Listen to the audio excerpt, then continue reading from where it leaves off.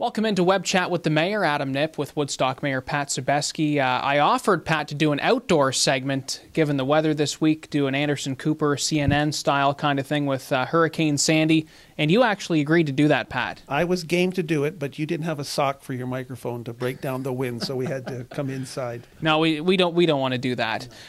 Woodstock City Council this week, the methadone clinic issue and coming up with a bylaw to kind of govern the rules of where these things can go, that's coming forward.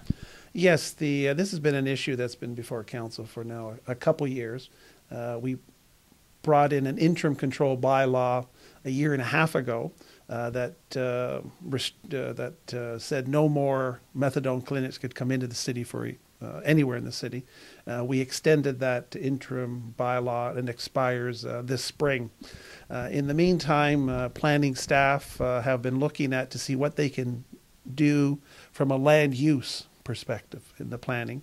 And in that report, there's probably a 20-page report in council. It talks about how the methadone maintenance treatment, they're called MMTs now, how social services, policing, are saying this is a method that's the best that they have at maintaining, and all the benefits of the program are there. And I think the community recognizes that.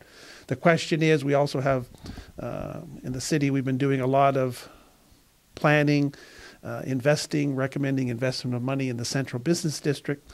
And so that's sort of in conflict, the location. So we've been looking at what other municipalities have been doing, and any recommendations that have come forward. Bylaws have been tested in the courts, and generally speaking, the municipalities have been unsuccessful. And so this report talks about what these other communities have done. We'll have a public meeting, I think is scheduled sometime for November, but then they'll come to council in December with the recommendations. And maybe the public meeting will take place after the recommendations are tabled. But regardless, we're trying to find not where other municipalities have tried to say, okay, you can locate in these areas.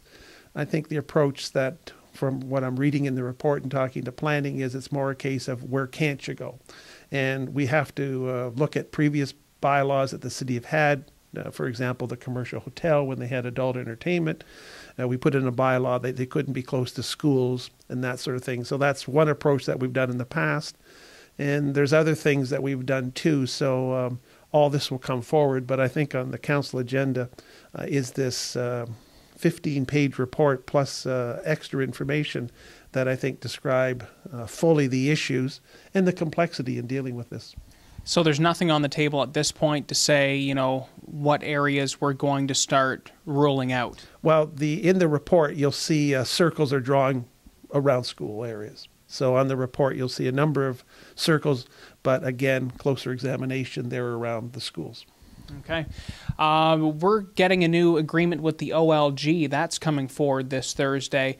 What is in that agreement, Pat, that's different from the current agreement that we have to operate the slots in the city and see some revenues from that? Well, the agreement before there was sort of a blanket agreement that all the slot municipalities had. The OLG says this is different, but it looks like a very close cousin. Okay. The difference is the formula that's being used. Before we receive 5%, municipalities receive 5% of the net revenue. And then if you had more than 450 machines, it was discounted back. They've eliminated that one. And now basically on the first $65 million of net revenue, every municipality will receive 5.25%. And then as the revenue goes up, then it decreases further on. So at Woodstock, our net revenue is around $25 million. So we've got a long ways to go to hit 65. But when you lay out the two formulas, the amount of money that the city of Woodstock will receive is identical to what we received under the old agreement. And I guess when they were doing this formula, that was the thing that they wanted to ensure, that all the municipalities received the same level of funding as they did before. So that will come to council. We have to pass this before December the 1st because that's when the province needs to know, and then the Minister of Finance will also sign the agreement. We'd see a little bit more, wouldn't we? Because we're getting 5% now, and this is calling for 5.25%. It's a little bit different because the accounting process that was done, they're going to IFRS, which is the new international accounting system. And so, without getting complicated, before, if people gambled enough, they got a free voucher for a meal. Oh. Well, under the old system, that wasn't counted as an expense, but under the new system, it is an expense. So when you net out when the accountants and the lawyers are all finished, and we ended up getting the same amount of money. So yeah, and you know a bit about that, but we won't go into the accounting stuff. The other thing I wanted to get your take on this week was the news that broke last week of the Harvey Woods building sale.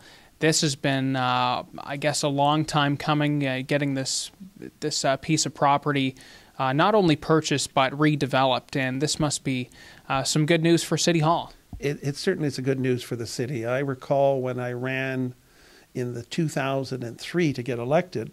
At that time, there was a proposal that this was going to become an apartment building along with the vacant lot around the corner on Dundas Street. There were residential developments going to take place, and so here we are some 9 years later, and finally something's happening with the building.